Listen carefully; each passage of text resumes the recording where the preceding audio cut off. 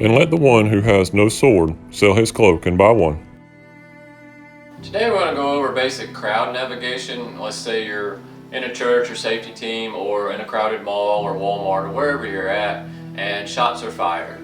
And the crowd is probably running by now, but let's say that the shots are fired, you're in that 5-second window, your 5-second grace period if you will, nobody's really moving, you realize what's going on immediately, and you actually have decided, I need to take this guy out. We just had a mall shooting here recently, and a armed civilian took the shooter out. So the shooter, I believe, shot and killed 2 people, wounded 2 or 3 people, but the armed civilian was able to get to him and was able to take him out. So let's say that's you. You find yourself in a situation, but it's a crowded area and you need to get through it. So there's a few things we need to consider. First, I do not suggest drawing until you need your gun. So I suggest leaving it where it's at, get through the crowd, wade through the crowd, then get to your spot. However, I also know that there are some instances that you're going through the crowd and you need to have that gun ready by the time you get through the crowd, because you see the guy, you're going toward the guy, you're wading through the crowd, and you don't want to have to step out of the crowd and then draw. You want to already have that gun ready and out. So there's one way that I suggest over other ways. If you're coming up to the crowd, you see the shooter on the other side, the crowd is going wild, and they're going to go wild. That's why I suggest not pulling it. But if you have pulled it or you believe you need to pull it, there's one way I suggest toting this gun. I actually don't suggest, now when you practice all this, you can practice all this in your home, make sure you unload your gun and you clear it. So my gun's unloaded, magazine's empty, chamber's empty, I've already checked all that stuff. We want to do this safe because we all can make mistakes and we don't want that, so make sure it's clear. Okay, so you're going through, you've drew.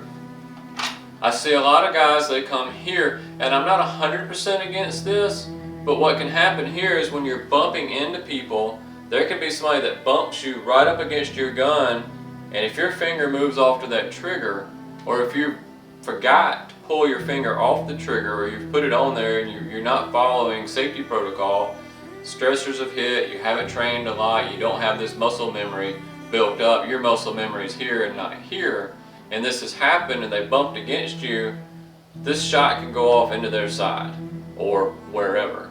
So I'm not 100% against it, but I don't like this above another way. The other way I actually suggest if you drew, I suggest getting this gun up. Alright, so up to the head, up to the temple, up around here, and I actually suggest touching your knuckle of your thumb against your head, even the gun. You can even just put the gun to your head. So something like this, and I suggest actually maneuvering this crowd like this. This way, if you have it trained and practiced, now you're going to blow your eardrum out if it goes off right here, but if you have it trained and practiced, something's happened and your fingers went on that trigger and it sets off, it's not going to shoot anybody else. The only person that it might harm is you, and that's going to be your eardrum.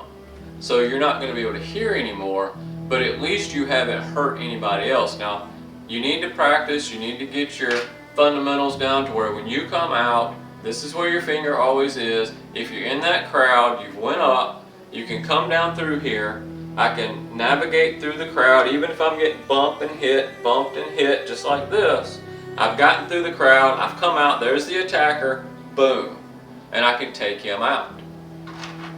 We do a lot of training here, and one of the things we do is crowd navigation, and I'm one of those instructors. I want to see what you do before I even show you anything.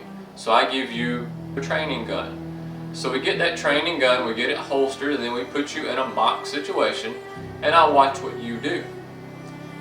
I don't want to change everything about what you do. One of the things I don't really need to change probably is your walking or your running. I don't need to change that. You've walked and ran all your life.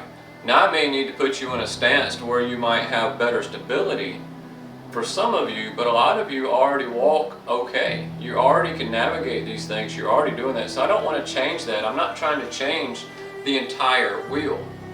I may be trying to change a spoke or two, but I'm not trying to change the whole thing. We may need to put some more air in that tire, make it run a little better, but I don't want to change everything. So this is something simple. So one of the church shootings that I have seen, and one of the other shooting incidences that I have seen was very obvious that the shooting happened, and the 3 or 4 guys that came out, they had drew their gun and they were all doing this, and there was 5 or 6 people in front of that muzzle the entire time, and they were walking through and they were doing this the entire time, and they were muzzling all kind of people. They were muzzling all kind of innocent bystanders, and this is not what we want. And unfortunately, for those that haven't trained a lot, this is what I see with them as well. They don't know what to do with the gun. They haven't trained, they haven't prepared, and they just don't know. They know they drew the gun, they know there's an attacker out here somewhere, and they're doing this. A couple I've seen pull in like this. Again, if you pull that trigger, the gun goes off, you can hit somebody innocent. Some, every once in a while, I see this, which is, I'm not 100% against, because this is one way that a lot of people train, and I'm not 100%. Just keep in mind that if you get bumped and that finger goes to that trigger, you could shoot that person. This is why I actually suggest you pull that gun out, just get it up here, come through, oh, there's my attacker, and then boom, then I can take that attacker out. I'm just trying to break this down to some simple videos of things that you can train and you can practice. You can get an unloaded gun, or you can get a fake gun. I have a lot of these little cheap fake yellow guns, actually. They're basically a blue gun, which is great. You get the blue gun and it's actually your gun, and it's $40, $50, $60 depending on your model. Or you can buy these yellow guns off eBay, and you can have those and you can practice with your family, and they're like 10 or 12 bucks. So you could buy one of those and you could have your family just acting like a crowd. You could get your gun and you could just practice. You draw your gun, come up, and you could practice going through your family. And that's a good way to practice. You get your family involved, and then you can get prepared. This is another good thing to practice with if there's a shooting in a house situation. You hear something happen, you hear somebody break into your house. Somebody breaks into my house, I have a wife and a 3-year-old I have to protect. But I'm not going to be muzzling everything through. So if I'm going out and down the hall where my little boy's room is, I'm going to come out and I'm probably going to go up. I'm going to have my flashlight on. The light is going to reflect enough for me to see anyway. And then I'm going to go through and I'm going to look and I see the guy that I need. Then I'm going to come down. Make sure you keep that muzzle pointed in the same direction at all times. This is one of the 4 cardinal firearm safety rules. And we need to do it even in an attack situation. I don't need to be muzzling everybody. I don't need to be pointing my gun at everybody. I need to point my gun at my attacker. This can be, with the proper training, utilized at all times.